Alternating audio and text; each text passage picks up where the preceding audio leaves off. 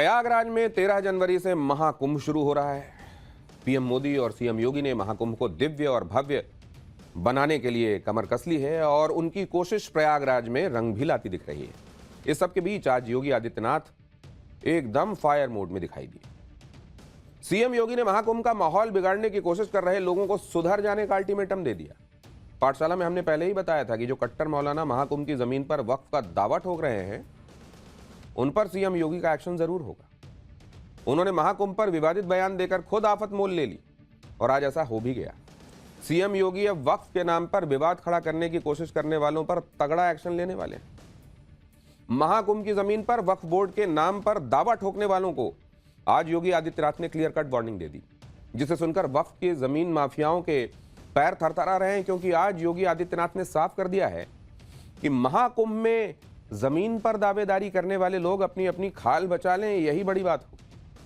आगे योगी आदित्यनाथ ने कहा कि वो हैरान हो जाते हैं कि ये वक्फ बोर्ड है या कोई भूमाफिया बोर्ड। सीएम योगी ने महाकुंभ की जमीन पर दावा करने वालों को निशाने पर लेते हुए यह भी कहा कि जब इनका बीज भी नहीं फूटा था, कुंभ की परंपरा उससे पहले की है। इनके पास 500 वर्षों का भी इतिहास नहीं है और सनातन का 5000 वर्ष से भी पुराना इतिहास है। सनातन धर्म की ऊंचाई आकाश से भी ऊंची और गहराई समुद्र से भी ज्यादा है। इसकी तुलना किसी मत या मजहब से हो ही नहीं सकती। वक्फ के नाम पर कहीं भी किसी भी जमीन पर दावा ठोकने वालों के इलाज के लिए योगी आदित्यनाथ ने क्या ब्लूप्रिंट तैयार किया है, इसके बारे में भी आगे आपको बताऊंगा। पहले मौलाना शहाबुद्दीन रिजवी का महाकुंभ की जमीन पर दावेदारी वाला वो बयान भी सुन लीजिए, जिस पर भड़के योगी आदित्यनाथ ने वक्फ के अवैध कब्जे से एक एक इंच जमीन छुड़ाने का ऐलान कर दिया।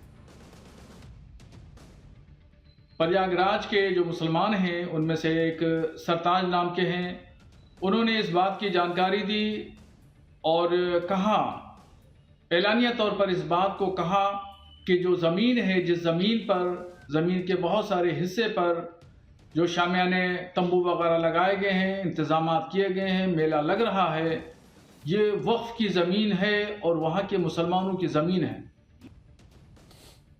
तो ये था वो बयान। आज सीएम योगी ने वक्फ बोर्ड के नाम पर महाकुंभ की जमीन पर दावा ठोकने वालों को सिर्फ वार्निंग ही नहीं दी है, योगी आदित्यनाथ ने ऐलान कर दिया है कि अब वो वक्फ की दादागिरी का दी एंड कर देंगे, जिसका उन्होंने ब्लूप्रिंट भी बताया और कहा कि यूपी सरकार वक्फ बोर्ड के कब्जे वाली एक एक इंच जमीन की जांच करवा रही है। जिन लोगों ने वक्फ के नाम पर जमीन कब्जाई है, उनसे जमीन वापस ली जाएगी। वक्फ से जमीन वापस लेकर गरीबों के लिए घर, स्कूल, कॉलेज, अस्पताल बनाए जाएंगे। ऐसा नहीं है कि सिर्फ महाकुंभ की जमीन पर वक्फ की दावेदारी के बाद ही जमीनों पर अवैध कब्जे को लेकर योगी आदित्यनाथ का पारा हाई हुआ है, और ऐसा भी नहीं है कि पहली बार उन्होंने वक्फ के नाम पर जमीनों पर अवैध कब्जा करने वालों को वार्निंग दी है। दरअसल यूपी में जमीनों पर वक्फ के अवैध कब्जे छुड़ाने को लेकर योगी आदित्यनाथ पिछले 2 साल से एक्टिव है। साल 2022 में योगी सरकार ने यूपी में वक्फ बोर्ड की संपत्तियों की जांच करवाने का फैसला किया था, ताकि यह पता लगाया जा सके कि किन किन संपत्तियों पर वक्फ बोर्ड ने नियमों की अनदेखी करके अपनी संपत्ति उनको बनाया हुआ है। यूपी के 50 जिलों में राजस्व विभाग की जांच के बाद जो रिपोर्ट तैयार की गई है, उसमें दावा किया गया है कि यूपी में 1/3 से ज्यादा वक्फ की संपत्तियां अवैध हैं। इन 50 जिलों में 1,10,000 में से 30,000 संपत्तियों पर वक्फ का दावा जांच में फर्जी निकला है। राजस्व विभाग की रिपोर्ट में लिखा गया है कि यूपी में कई जगहों पर सरकारी जमीन को मनमाने तरीके से वक्फ की प्रॉपर्टी बता दिया गया। कई जगहों पर तो हिंदुओं की स्मशान की जमीन भी वक्फ की संपत्ति के तौर पर दर्ज कर ली गई।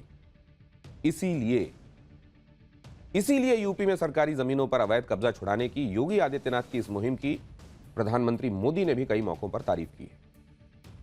आप पीएम का एक ऐसा ही बयान सुनिए। योगी जी के मुख्यमंत्री बनने से पहले यहां इंडी गठबंधन वालों का नारा क्या होता था, आप भूल गए होंगे, क्योंकि योगी जी के राज में ऐसा होता नहीं है, इसलिए आप भूल गए हो। मैं जरा याद कराना चाहता हूं, उस समय नारा क्या था, जो जमीन सरकारी है, जो जमीन सरकारी है वो जमीन हमारी है। था कि नहीं था ऐसा नारा लगता था कि नहीं लगता था? और लखनऊ में जो बैठी थी ना सरकार, वोट बैंक वाली सरकार, उनका आशीर्वाद रहता था। ये योगी जी की सरकार आई तो ऐसे लोगों को सही जगह पर पहुंचाया। महाकुंभ ही नहीं, पिछले दिनों यूपी के संभल में बन रही पुलिस चौकी की जमीन पर भी वक्फ की दावेदारी ठोकने की कोशिश की गई। पहले समाजवादी पार्टी ने पुलिस चौकी वाली जमीन को वक्फ की प्रॉपर्टी बता दिया। इसके बाद एआईएमआईएम के प्रमुख असदुद्दीन ओवैसी ने ट्वीट करके पुलिस चौकी की जमीन को वक्फ की प्रॉपर्टी साबित करने के लिए दस्तावेज पेश किए और दावा किया कि साल 1929 में अब्दुल समद नाम के शख्स ने अपनी संपत्तियों को वक्फ को दिया था।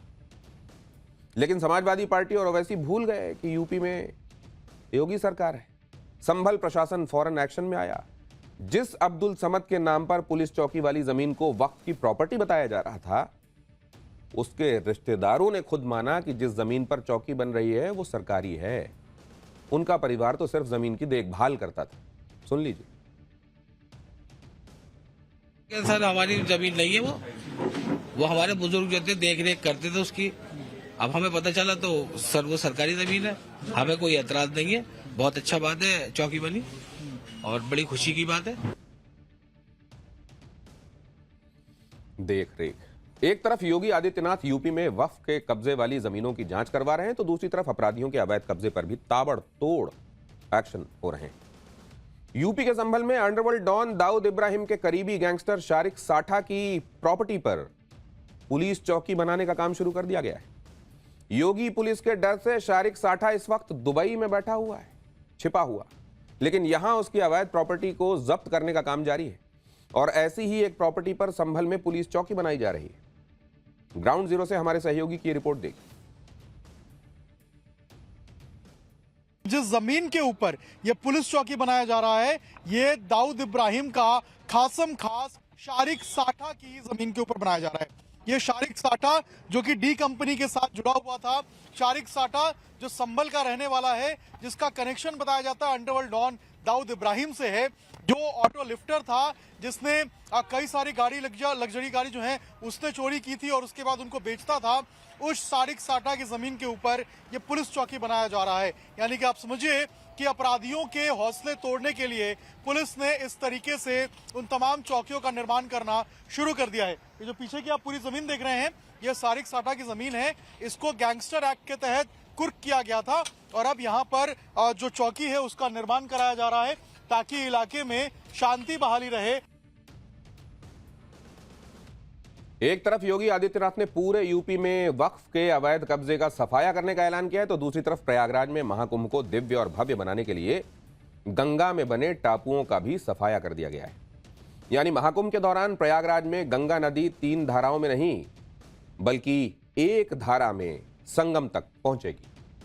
और इसके लिए योगी सरकार ने समुद्र में खुदाई करने वाली ड्रेजर मशीनों की मदद से गंगा नदी में बने टापुओं को हटा दिया है। इस काम में आईआईटी गुवाहाटी की भी मदद ली गई और गंगा जी की धारा को एक किया गया। सिर्फ गंगा जी की धारा ही एक नहीं हुई, इस पहल से कुंभ मेले का इलाका भी बढ़ गया। करीब 87 बीघा जमीन जो पहले डूबी रहती थी, इस बार मेले के लिए इस्तेमाल हो सकेगी।